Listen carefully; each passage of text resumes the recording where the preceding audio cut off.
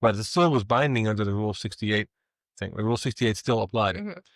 And the understanding was there was, well, confidentiality lasted about 12 hours before McDonald's lawyer uh, gives a story to the local papers out there that McGinniss offers $200,000 to settle the case, which is a great story for him to leak to the papers because you have prospective jurors reading the newspapers and seeing that here's one side offering large sums of money to settle a case. Well, what better atmosphere? Yeah. Which is exactly why they wanted the confidentiality. So when confronted with breaching this confidentiality, in one of the great ironies of all this, McDonald's lawyer said, well, yes, I admit that I did that, but I felt that the First Amendment required me to do it. I felt I owed it to the First Amendment to not respect my pledge of confidentiality. So obviously no settlement was ever uh, reached. It got to the point during the trial where McDonald would say, besides money, he would have new wrinkles. He had sent me copies of the baby books, the actual little books that, when your kid is born, you have a little baby book and the lock of the hair and the little pictures, and the mother, Colette, would write these little things about the kids. I didn't even know these things existed, but he sent them to me during a period when he was out of prison, going through big boxes he sent me with mostly fan mail. He saved all the fan mail he ever got. He would put rubber bands around and have it classified and categorized by people who I knew well, people I knew from Princeton, complete strangers. It was all organized and indexed, and really an amazing thing. Envelope after envelope, hundreds, maybe thousands of these fan letters that he expected me to read, to reproduce, to do what?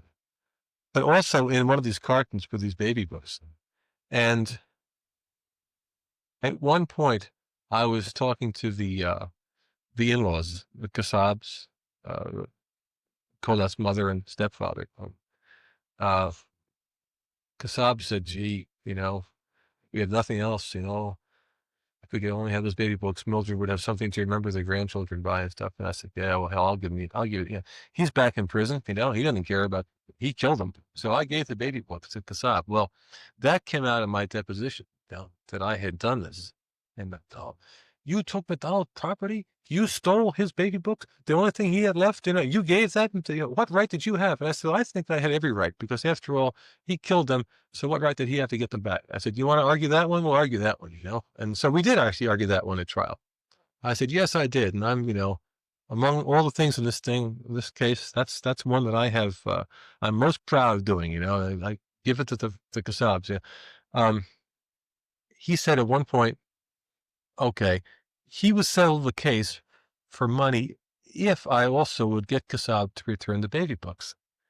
Him thinking that Kassab, who hates him so much and has this feeling of his whole life, Kassab is a guy whose whole life since 1970 has revolved only around this case.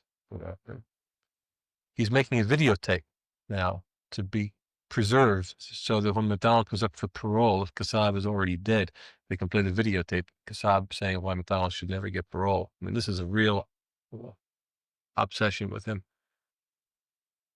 McDonald says, well, it's a safe thing to insist upon because Kassab will never surrender those baby books. So I said to Kassab during the trial, I said, McDonald says he'll settle this case, but he wants the baby books back as part of the settlement. So Kassab says, okay. He says he can have the baby books back in return for a signed confession, right? So